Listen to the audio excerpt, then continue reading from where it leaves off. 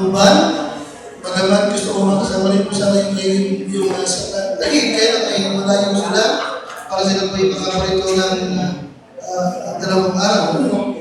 Kaya sabi ko kay Wilson ay siya na lang preach, siya na lang makatulong ko. At kung sino man ang gusto sumama po sa kanila ay pwede, no? Pwede po yan. Ito ang youth conference, no? July 12 and 13. At of course, pwede rin po yung ating yung panahon para masama po yung ating project, yung ating pag-repair ng ating buong at pag-pinturan ng ating church. Okay, na po sa inyo ba? Book of 1 Peter chapter 1. 1 Peter chapter 1. Tatlong talatang pinag-mabasa na. Okay, 1 Peter chapter 1.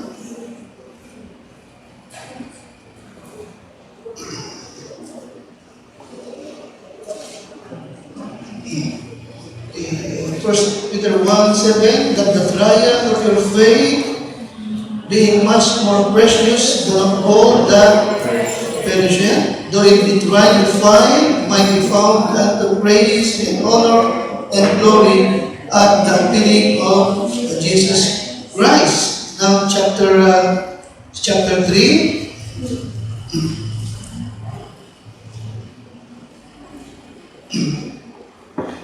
Verse 13 to 14, tayo lahat.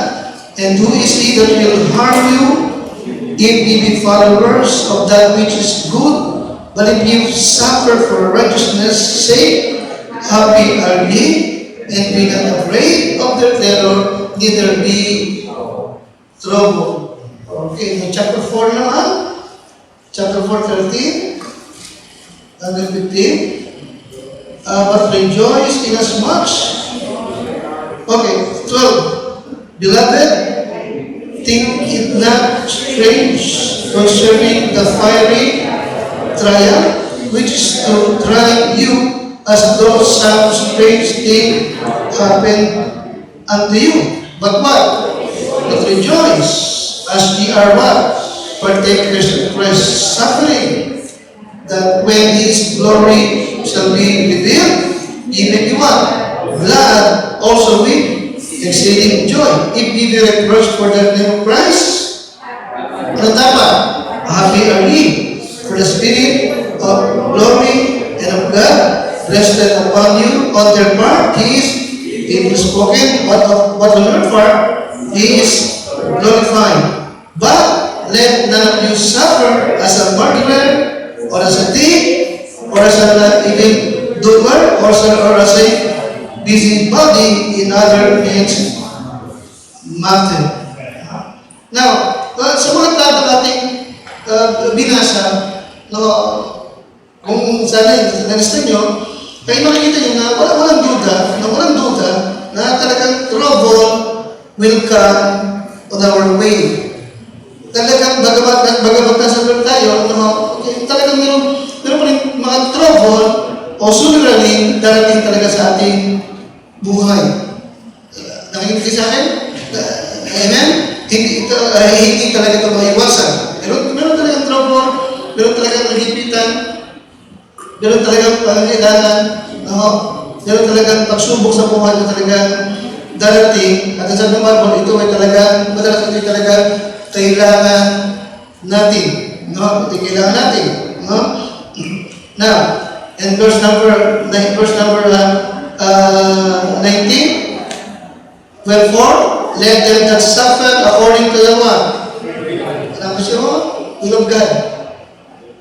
Commit the keeping of their souls to Him in well-doing, as to a faithful Creator. Meron talagang trouble na talagang darating. But notice verse 15. 15? 4:15. But let none of you suffer as murderer, thief, or evildoer, or a busybody, or mapakila in other matters. I mean, yes, without doubt, trouble will come on our way.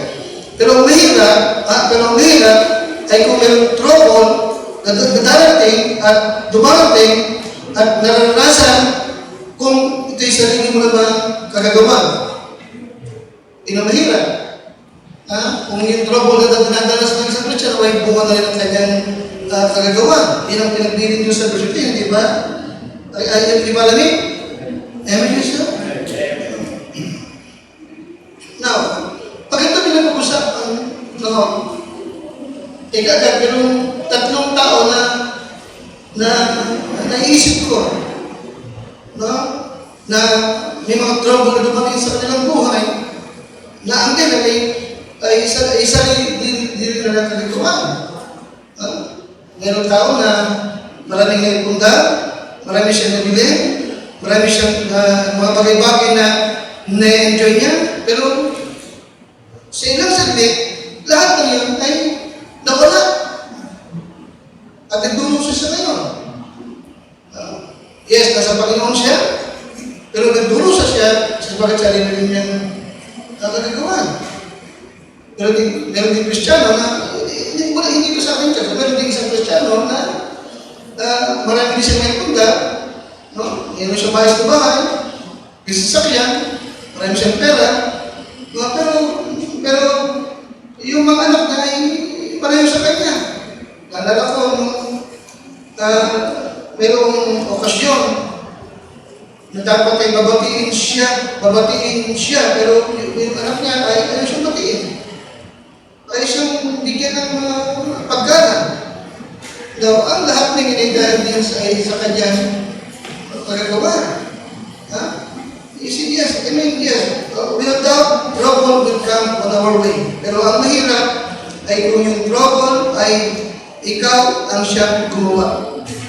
Ang sabi ng Bible, magtitiis ka. Okay? Now, ating pag-usapan, sa may sisidali, some practical things to stay out of trouble. Okay? Alright. Anong ating dapat gawin to stay out of trouble? Let us pray, Lord, ako po yung samahan, ako po yung gamitin, kami po yung true, Panginoon palakasin, at patatagin, at ingatan na bawag sa po sa amin. I pray, my Lord, sa mga may karamdaman, bigyan mo po ng kagalingan, at nagdagang buhay pa, yung mahal ng katawan, yung mga nasusunod, Lord, pagalingin mo po, makabalik sa iyo, makapag-worship, makasamba, makapiling pa namin muli. Lord, hindi dito sa iyo, sa pangalan po ng Panginoon Jesus. Amen. Now, ang aking tagalay, practical things to stay out of trouble. Practical things to stay out of trouble. Now, ulit, marami akong binigyan ng talata sa inyo, nagpapakita talaga na minsan talagang kalooban ng Lord. Yung trouble ay malalasan. Hindi upang ikaw ay mabagsakin, kundi ikaw ay patatagin. Ang trouble ay talaga minsan ay kayo binuloob niya sa kanyang layunin na mag-mature tayo pare-pareho. Maging mga Kristiyano talaga na well-experienced. Parang trabaho, di ba? May mga trabaho ngayon na ang hanap lagi ay mga maker na sana. Sabi nga rin iba, paano magka-experience mo kung hindi naman yung tatanggapin? Pero talagang hindi mo maiwasan. May mga kumpanya talaga ang hanap ay mayroong karanasan na trabahador. Okay? Pero sa Christian life, ay hindi sa akin, sa Christian life, most of time, kailangan din talaga ng mga young people na may experience. Nakikinig ka sa akin? Amen na siya? May experience.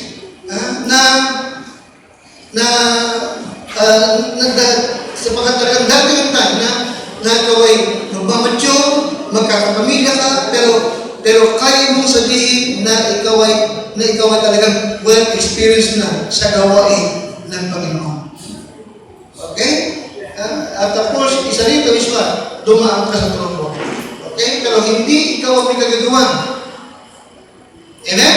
Ang ating pag-usapan ninyo, practical things to stay out of trouble.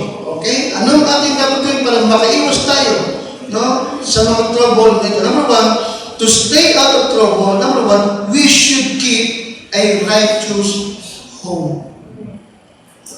we should keep a righteous home. Proverbs 15 and number 6. Kawikaan, chapter 15 and verse number 6.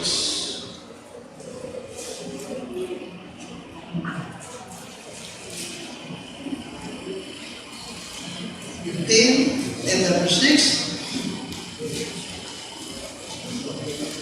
Sabay-sabay po tayo, ha? Kasi kung malalagay mo sa Tagalog, ha? 15:6. Ready? Basa. In the house of one. No? In the house of the righteous is what? Much treasure. But in the revenues of the wicked is what? Anong meron? Trouble. Tama? Kaya nga number 1, to stay out of trouble, we should be what? Number 1, we should be what? Keep a what? Keep what? Keep a righteous home. Okay? O may gabi. Ang ibang tahanan ay matatawag na righteous home ng dapat. Kasi nasa Panginoon ka, hindi ba? Kasi nakakaunawa. Amen? Kasi every Sunday, nakakapakinig ka naman ng Sunday school. Nakakapakinig ka naman ng preaching. Kaya tama lamang na magkaroon tayo ng palintahanan, kailangan righteous home. Di ba? So, keep a righteous home to stay out of trouble. Alright? Now, ngayon, kung papasin niyo po, sa sanglibutan, ang means and methods, di ba? Para magkaroon is what? Okay? Kahit masama, kumita na. Di ba? Okay. May ganun tao sa ating paligid, no? Basta ang kanila ay pera. Di ba? Karanyaan. Gusto ko to, gusto ko nun. At sa lain yung magkaroon, anong kailangan paraan? Magdaya, magnakaw, manglaman, mangloko, mangiba. Okay. Pero ano sabi ng Bible? In the house of the righteous is what? Is what? Much treasure. But in the revenues of the wicked is what? Trouble. Now, chapter 16. Chapter 16 and number 8. 16:8. Ready? Tayo lahat, ha? Better is a little. Kita mo? Better is a little with what? Righteousness than great what? Revenue. Kita mo? Okay. Punong-puno na ng gamit ang bahay mo pero hindi, pero mali naman ang buhay ko. Maglalakad, di ba? You see? Now, in Psalms 37, chapter 15, 16 to 17. 15, 16 to 17. Tayo na. Better is little with the fear of the Lord than great treasure in what? Trouble therewith. Kita mo? Okay. Anong gugustuhin mo? Sagana ka sa lahat, pero magulo naman ang buhay mo, magulo naman ang pamilya mo. Now,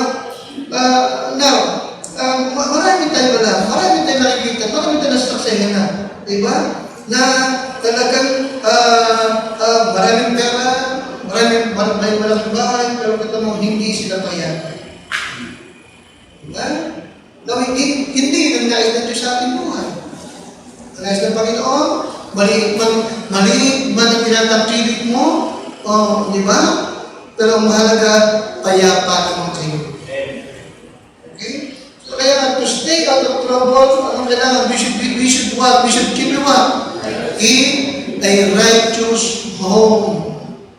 A righteous home? Ano yung isip ng righteous home?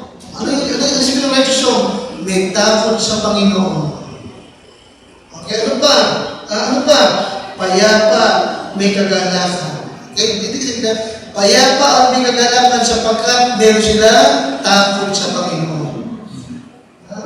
No, secondly, chapter 15 and 16. Yan po.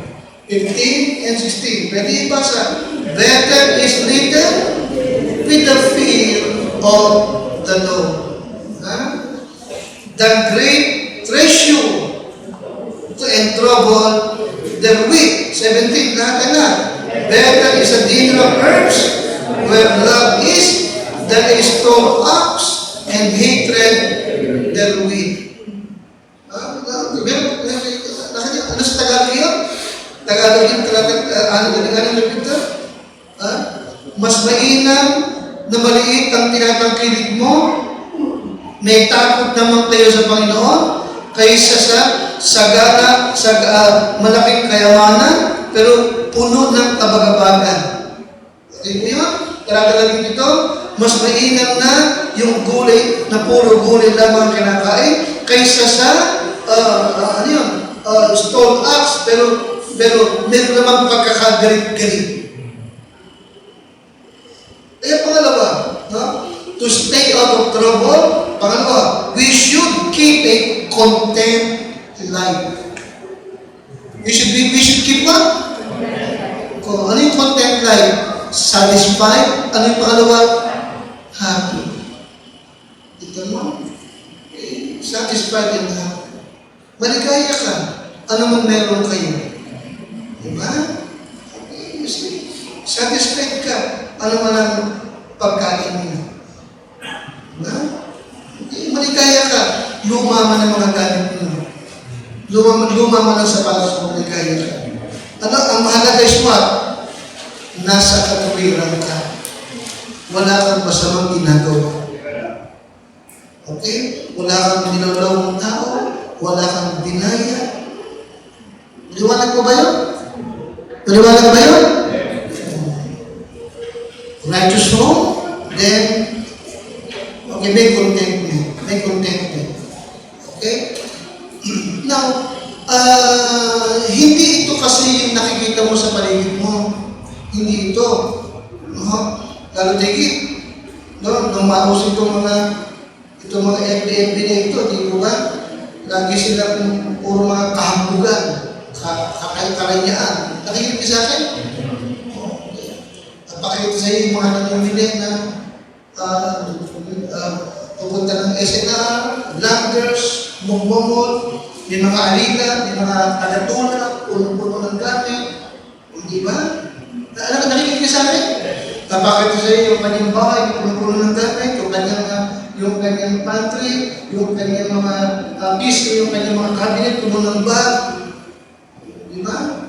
Sabi ko, nung panahon ng kabataan ko, hindi ganito mayaman. Itinatago yung kanilang karangyaan, pero ngayon pa talaga pahambugan. Di ba? Gusto talaga naingitan sila. Yun ang layunin talaga lang, nainggit ka sa kanila. Di ba? Tuloy akala mo, pag iniyak na siya, akala mo tuloy kawa-awa ka. Gusto mo maabot yung naabot nila. Kubetos dish yun eh. Di ba? Tuloy ang mangyayari ngayon, ano mang meron ka, hindi ka happy.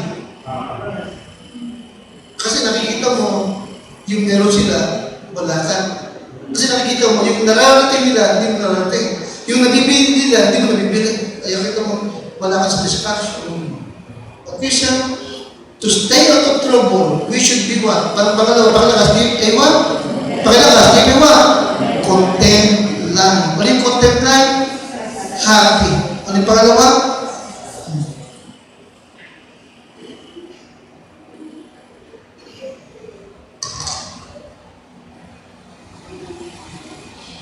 Now, chapter 15, 27.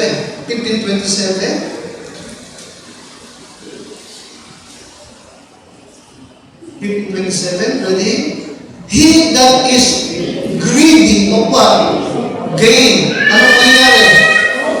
Troubleth his own house. Nakita mo yan? So, ito ang dinudulot. Ito yung dinudulot ng tinatawag ng materialistic society. Diba? Okay? Marami silang ini-offer. Diba? Marami silang ini-alok sa'yo. Marami silang ipinakikita sa'yo. Diba? Na kung hindi mo nakikita, hindi mo para sabihin kailangan ko to. No. Okay? Nakita mo lang, tuloy sa kailangan mo yun. Pero ang totoo mo kailangan. Sino sa inyo ang marami ka nang napagbibigay? Hindi mo naman nagagamit. Pero binili mo sapagkat nakita mo lang ininom sa'yo. Nainggit ka lang. Okay? Tuloy sa bagong mula, wala kang pera. Tapos ka na. Nagkakautang ka na. Di ba? Amen? Minsan hindi kayo magkasundo ng partner mo. Kasi hindi ka maibili ng ganun bagay. Okay? Naging pinag-uusapan dito sa verse number 27. Tingnan ulit, 27. 15:27. He that is greedy of what? Gain. Anong nangyari? Troubleth his own house. But he that hateth gifts shall do what? Shall give. Now the word gifts dito ay bribe. Bribe. Gifts refers to bribes. No? Na tumutukoy dito sa mga taong gobyerno na sa kagustuhan magkaroon ito. Kasi greedy of gain, tumatanggap sila ng sumol, ng lagay. Nakatinig po? Nakatinig ba ito? Nauna ba yung binabasa natin? Sumol o lagay.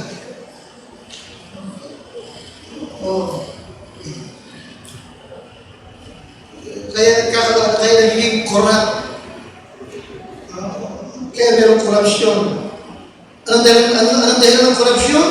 Greedy of gain. Sa bandang huli, nabibisto sila. Sa bandang huli, pinagbabayaran nila. Okay? Kaya to stay out of trouble, sapagkat nasa Lord tayo, di ba? Keep a content life. Keep a content life. Okay? And don't envy sinners. Don't envy sinners. Para sa kayo, pakibasa ka ng nabas.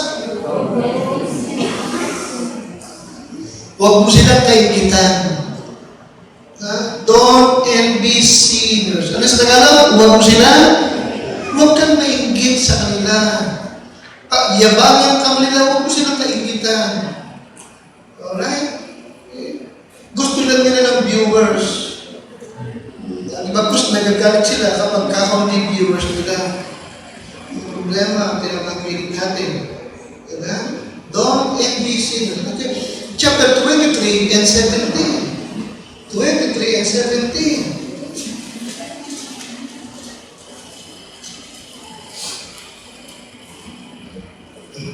Tayo na po lahat. Let not thine heart. Asa na kayo? Let not thine heart envy sinners, but be thou in the fear of the Lord. Ano na kayo na? All the day long. Don't envy sinners. Huwag mong kaikitan yung mga tao na yan. Huwag mo sila kaikitan. Alam mo, meron sila, ipagyabang man nila yung meron sila, wala ka. Ipagmayabang man nila yung kanyang kayamanan, huwag kang maingit sa kanila. Okay? Hanggang dito lamang sila. Amen? Amen? Okay. Sige. Enjoy niyo yung buhay nyo rito. Kasi ito yung best life nyo. Ang best life ko sa heaven. Ang best life nyo dito sa lupa. Sa banula, impyerno kayo. Tama, hindi ba? Katulad na, sige, magpasasakay mo yun. Magpasasakay na kayo. Bilhin yung lahat ng gusto nyo. Sabihin natin sa inyo. Hanggang dito lang kayo. Ang best life ko, doon, hindi dito sa lupa. Alright? Don't envy siya. Saan man pagdating, mas blessed ka kaysa kanila. Ano naman natin?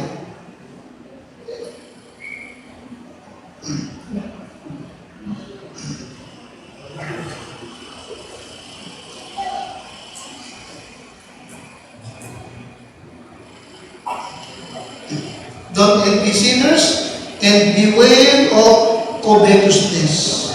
Beware of covetousness. In Luke chapter 12 and verse 15, take heed and beware of covetousness. Okay?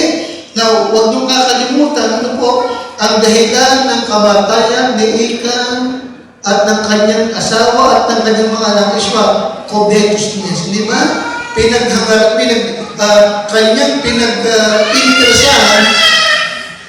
pinag-interesahan yung hindi naman kanya. Nakakita siya ng ginto, ng silver, ng gold, at ng mga gandang damit, tela, hindi naman kanya. Pinag-interesan niya, naging dahilan ng kamatay ng kanyang buong angkan.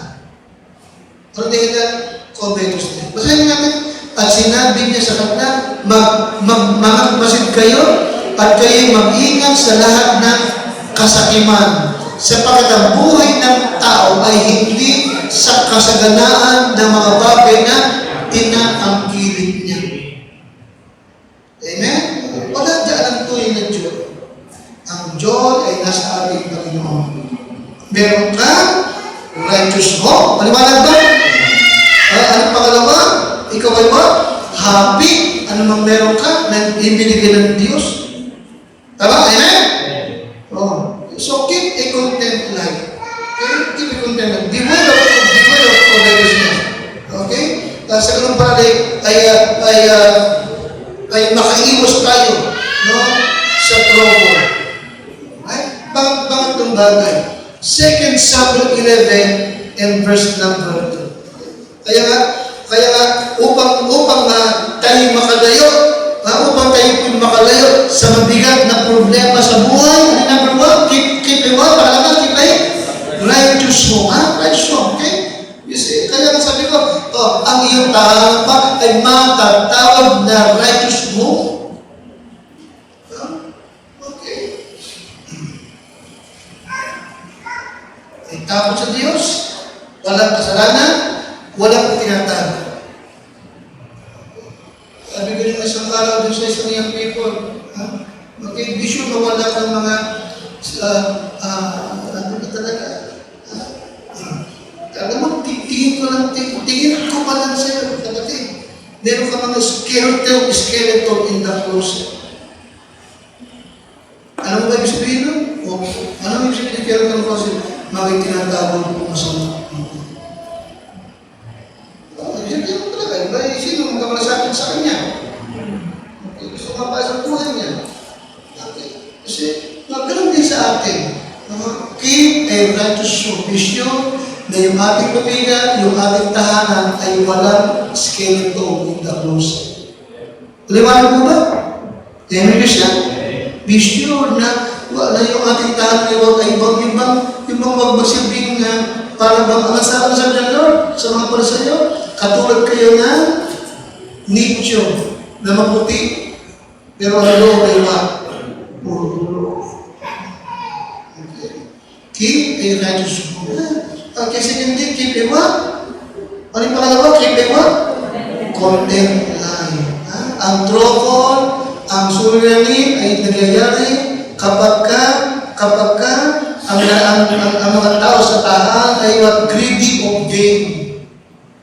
Diba? Hindi kayo nangyayari talaga yun. Nagkakaroon tayo ng kasakiman kapag tayo ay nagkakaroon ng pagkaingit sa mga unbeliever. Okay? Nakakalimutan na higit tayong mapalad kaysa kanila. Yes. Pangatlong bagay. 2 Samuel 11 and verse number 2. 2 Samuel 11 and verse number 2.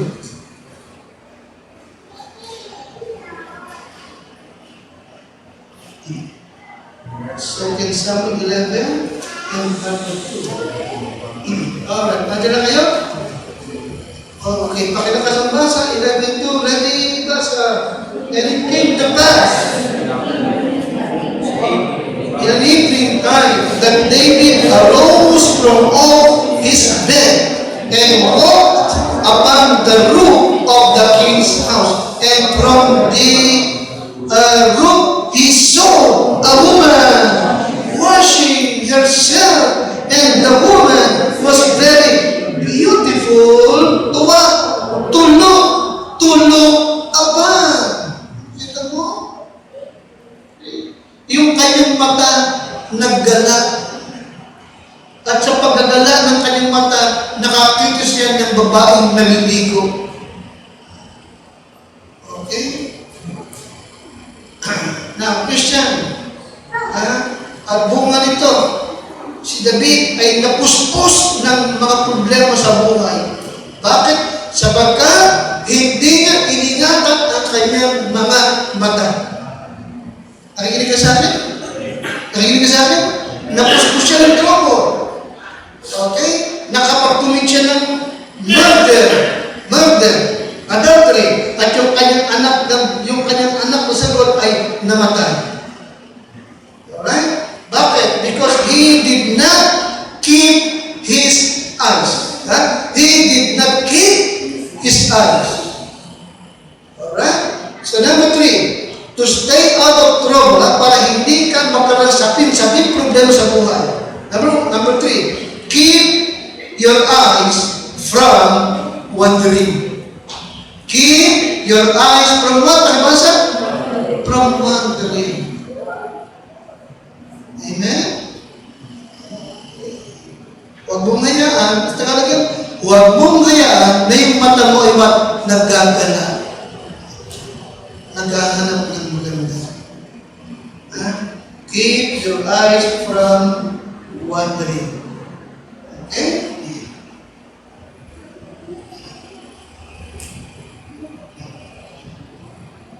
In Job chapter 31 and verse 1, okay, we must make a covenant with our own eyes. Okay? Sapagat iya'y isang mabigat na sala. Oo, isang kasamaan na parurusahan ng mga huwag. Tama ba yan? 31:1? O 11, 31 ba yun? Job 31. Okay, sabihin niya sa iyo, may I made a covenant. Tama? 31:1? Oh yes, 31:1. Job 31:1. Nakita niyo po? Oh, yung magkaroon ka ng covenant na hindi ako titingin sa masama. Job 31:1. Nakita na po ninyo? O tayo na, ready basa. I made a covenant. Ako'y nakipagtipan sa aking mga mata. Paano nga ako'y titingin sa isang dalaga? Ito niyo yan, hindi po ba?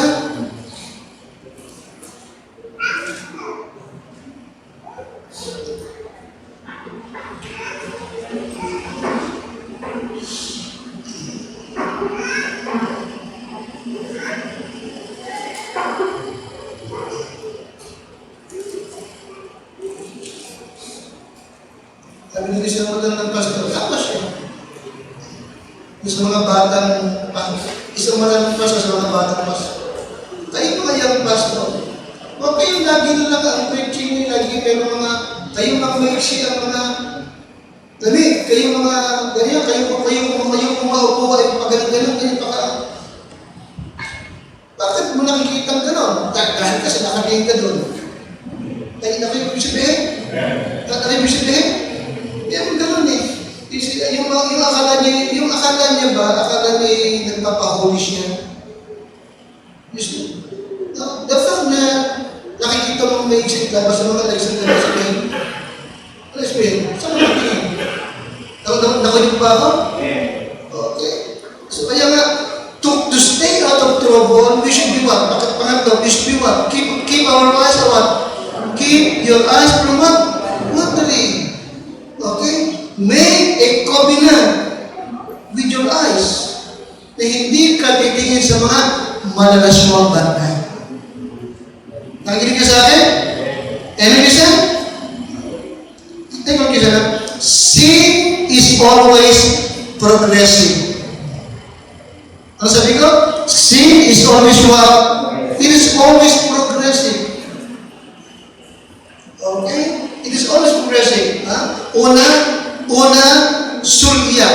Pangalawa, titignan mo na. Pangatlo, pagnanasaan mo. Pang-apat, gugustuhin mo. Nakunin po ako? Glance, sunod. Look, sunod. Last. Sunod, apat, action. So keep your eyes from wandering.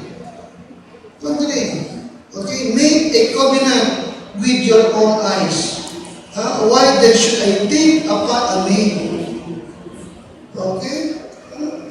In Matthew chapter 5, Matthew 5, 27 to 28. Matthew 5, 27 to 28.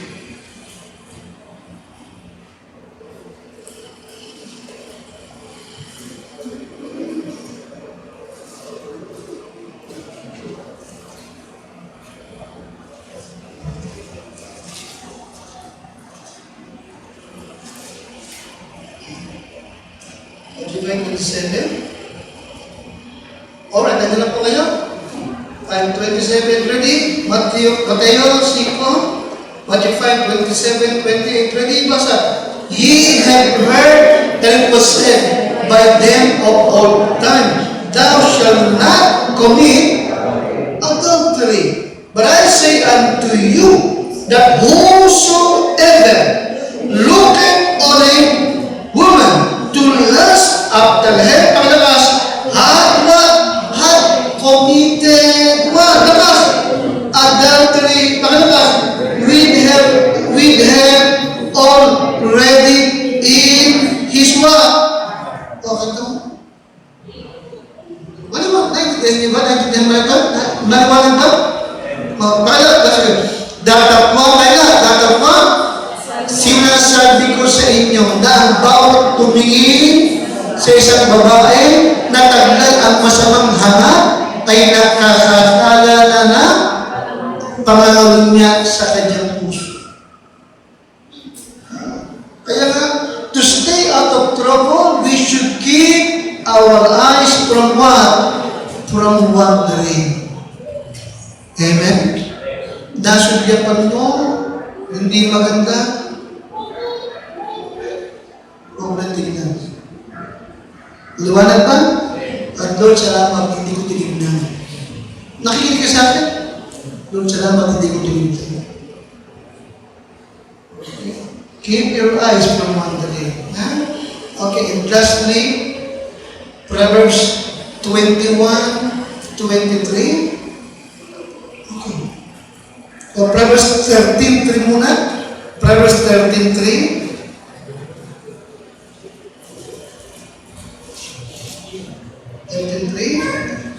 Okay, dyan kayo? Kabigan 33. Alright, kunin yung mga talata. Ayan. Basahin na po natin. Siya nag-iingat ng kanyang bibig.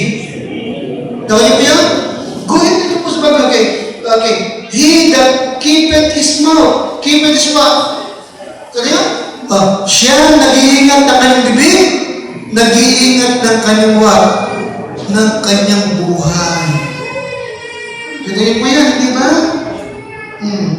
May mga tao kasi na yung sikreto, alam yung may sikreto, pinagkukwento. Tulad na mamatay siya.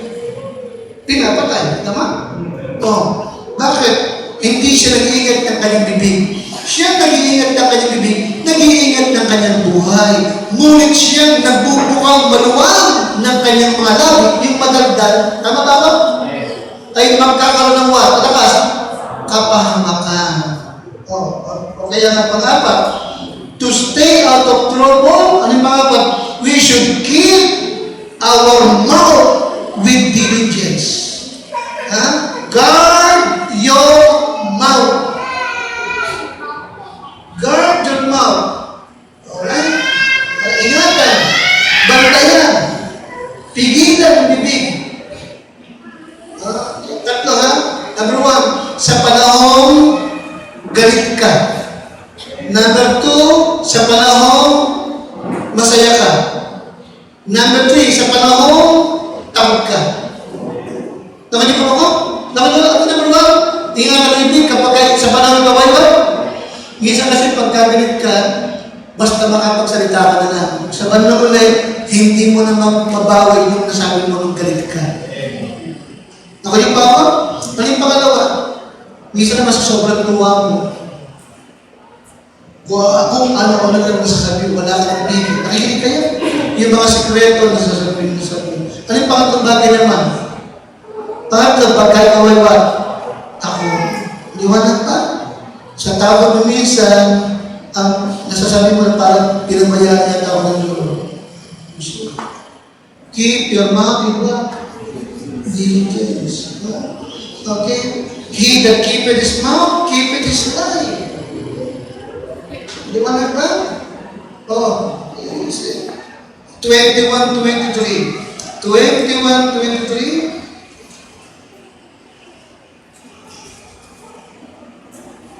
Andiyan na kayo? Okay. King James muna. Ready? Whoso keepeth his mouth and his tongue, keepeth his soul from what? From what? From trouble. Oh, sino bang nag-iingat ng kanyang bibig at ng kanyang dila?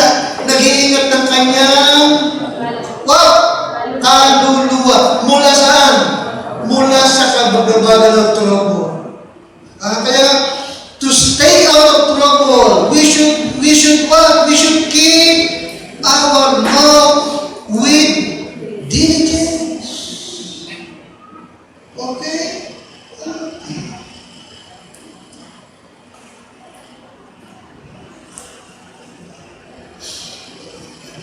Sino ba yung kasama ko si Marvin ba? Kasama ko.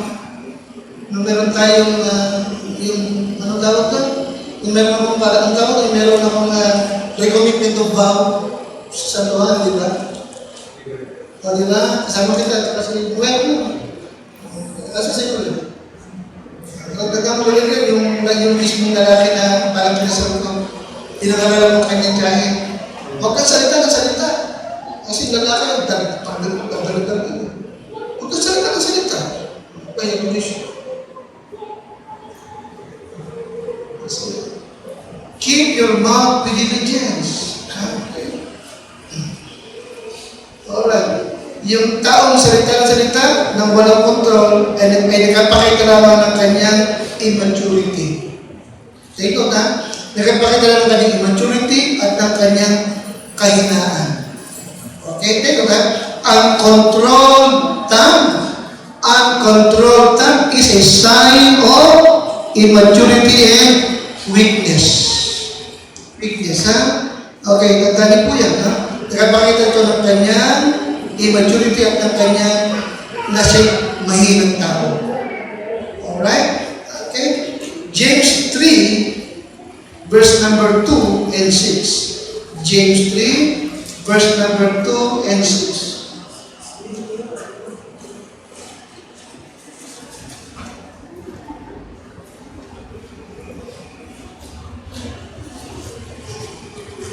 Andiyan na kayo? Ready? Oh, okay. For in many things, we offend all.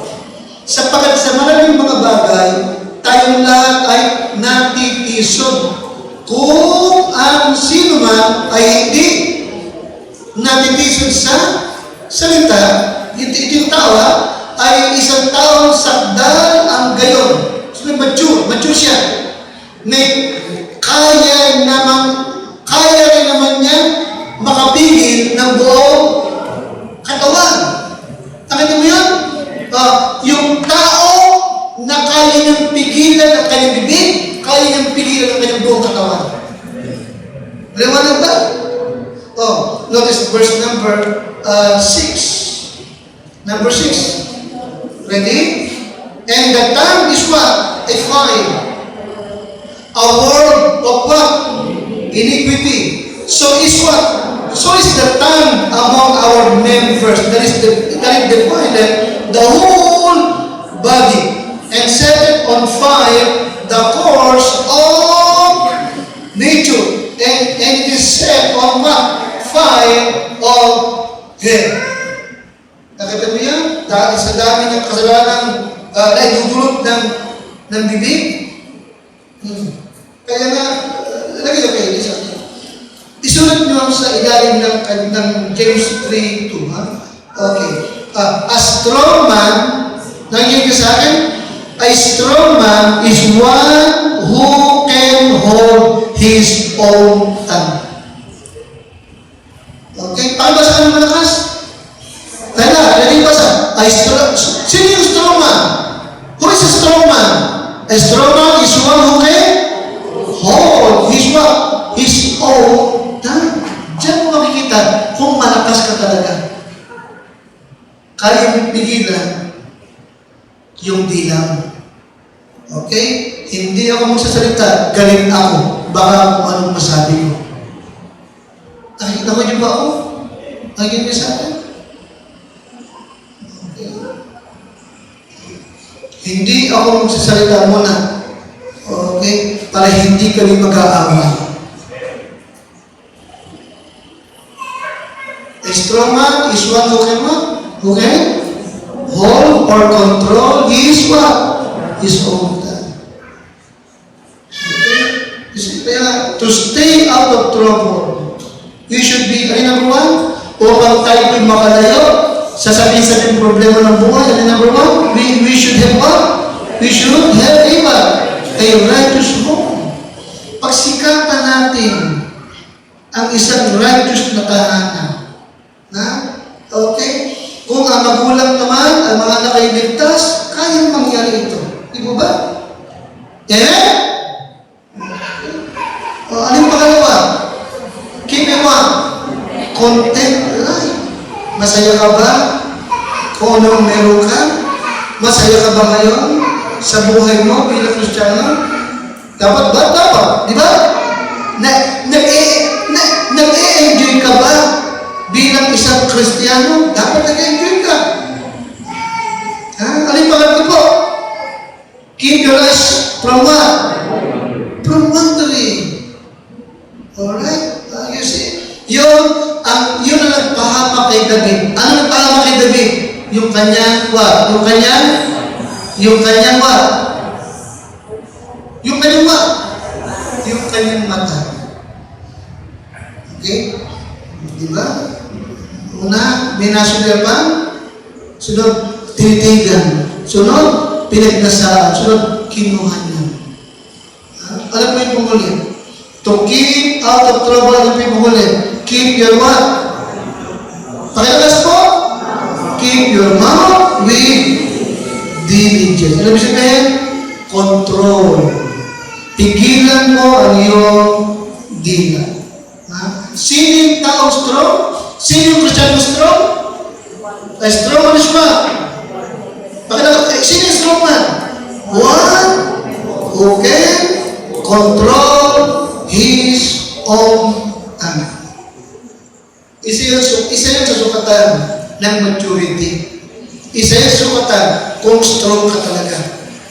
Kita mo? Kakapigil-pigil yung dila mo, hindi ba?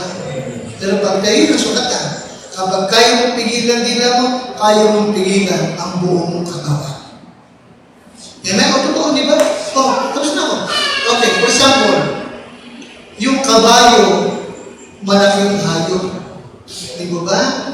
Pero yung kabayo, bagamat malaking hayop, napapaligo siya sa kaliwa o kanan, sa magitan ng what? Yung beats na nakakabit siya ng bibig. Di ba namin? Amen? Yung barko ay malaking sasakyan. Pero napapaligo-ligo siya, kaliwag kanan, sa magitan ng what? Nung maliit na timon. You see that? Ganon din ang tao. Okay? Maliit na dila. Ang dila ay isa sa pinakamaliit na bahagi ng katawan. Pero kita mo, napag-aalab ang impyerno. Ay, wala dito ngayon. Panginoon, bigyan mo po kami, Lord,